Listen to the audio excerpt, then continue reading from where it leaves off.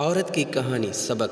शादी के 40 साल बाद आज उन्होंने बातों बातों में किसी बात से नाराज़ होकर सबके सामने कहा कि तूने आज तक किया ही क्या है, सिर्फ घर पे खाना बनाना और बच्चों को संभालना। और वैसे भी आजकल के बच्चे भी तुम्हारी बात कहाँ सुनते हैं, वो अपने मन की ही करते हैं। इतने सालों में तूने उनको कुछ नहीं सिखाया, इतने बिगड़ गए हैं दोनों बच्चे। अपने पति की ऐसी बात सुनकर पूरी रात सुनीता को नींद नहीं आई। सुनीता सोचती रही, रोती रही कि सच में मैंने आज तक किया ही क्या है। अगर मैंने आज तक इस घर के लिए सच में कुछ नहीं किया है तो अब मेरा यहाँ रहने का कोई मतलब नहीं। कहाँ जाना है पता नहीं, मगर बस अब और नहीं। ये सोचते हुए सुनीता ने अपने पति विशाल को एक चिट्ठी लिखी और उसमें उसने लिखा कि मैंने आज तक पूरी रात सोचा, तुम शायद सही कह रहे हो। आज तक मैंने किया ही क्या है, मैं कौन हूँ, क्या है मेरी पहचान। चाहती थी मैं आसमान में उड़ना, मगर उड़ने से पहले ही मेरे पंख काट दिए गए। सपना देखने से पहले ही सपना तोड़ दिया गया। बाबा ने कहा शादी की उम्र बीती जा रही है, मुझसे पूछे बिना ही मेरी शादी करवा दी गई। बाबा का तो मानो बहुत बड़ा बोझ उतर गया। ससुराल में मेरे लिए हर कोई अजनबी सा था, मगर माँ ने सिखाया था कि अब यही तुम्हारी दुनिया है, यही तेरे अपने। अब से इन सबको ही तुम अपने माँ बाबा और भाई बहन समझना। पति तेरे लिए परमेश्वर है, इनकी कही कोई बात को मत टालना। सबको प्यार दे के अपना बना लेना। माँ की बात मान मैंने सबको अपना बनाया।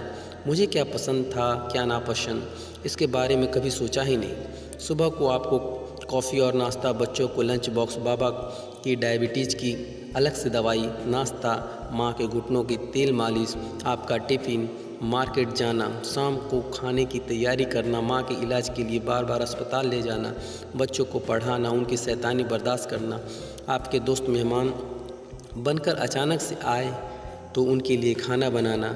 बस इतना ही तो किया है मैंने, और तो क्या किया। इसलिए अब मुझे कुछ और करना है।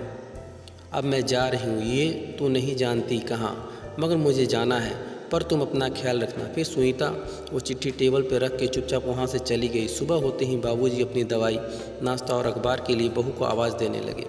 उसके साथ माँ भी अपने घुटनों की मालिश के लिए बहू को आवाज़ देने लगी। बच्चे भी माँ को हमारा टिफ़िन, हमारा ब्रेकफास्ट कहाँ है, आज माँ कहाँ चली गई। बाहर इतना शोरगुल सुनकर उसके पति की आंखें खुल गई।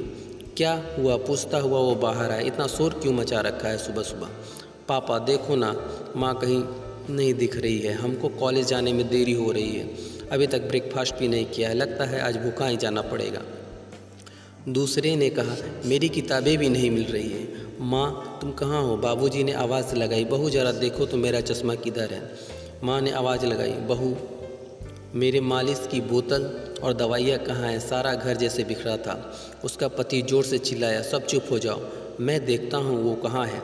यहीं कहीं होगी, कहाँ जाएगी। वो उसे फ़ोन करने लगा, मगर उसका फ़ोन तो कमरे में टेबल पे ही था। उसने देखा फ़ोन के पास एक चिट्ठी भी थी। उसे बड़ी अचरज हुई। उसने वो चिट्ठी खोल के पढ़ी। चिट्ठी पढ़कर ही उसे याद आया कि उसने कल शाम को अपनी बीवी का कैसे अपमान किया था, वो भी सबके सामने। उसे अपनी गलती का एहसास हुआ।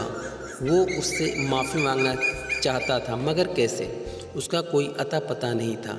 उसने उसके मायके और उसकी सहेलियाँ सबको फ़ोन करके पूछा, मगर किसी को नहीं पता वो कहाँ है, किस हाल में है। मगर सुनीता अपने मायके में ही थी। जानबूझकर उन लोगों ने विशाल से झूठ बोला कि वो घर पे नहीं है, ताकि उसे अपनी गलती का एहसास हो। फिर 5 दिन बाद विशाल सुनीता के मायके गया तो वहाँ सुनीता को देखकर वो खुश हो गया, और सबसे पहले विशाल ने सबके सामने सुनीता से अपनी गलती की माफ़ी मांगी और वापस घर चलने को कहा। औरत का दिल तो वैसे भी बड़ा होता है, इसलिए वो अपने परिवार को कैसे अकेला छोड़ देती। सुनीता ने विशाल को माफ़ कर दिया और वो अपने पति के साथ घर चली गई।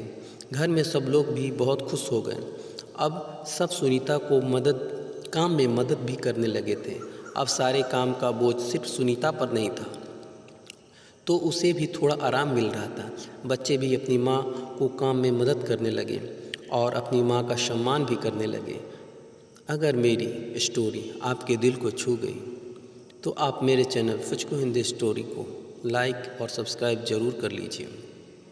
दोस्तों, परिवार में छोटी बड़ी परेशानियां होती रहती हैं, थोड़ा सा मनमुटाव होते रहता है, लेकिन इसमें कभी किसी को नाराज़ नहीं होना चाहिए। पति पत्नी का रिश्ता बड़ा विश्वास का और बड़ा नाजुक भी होता है। इसे दोनों को धीरज बनाकर काम करना चाहिए, समझदारी से काम लेना चाहिए। दोनों को एक दूसरे की परेशानी को समझना चाहिए और मदद करनी चाहिए। कहानी सुनने के लिए आपका बहुत बहुत धन्यवाद।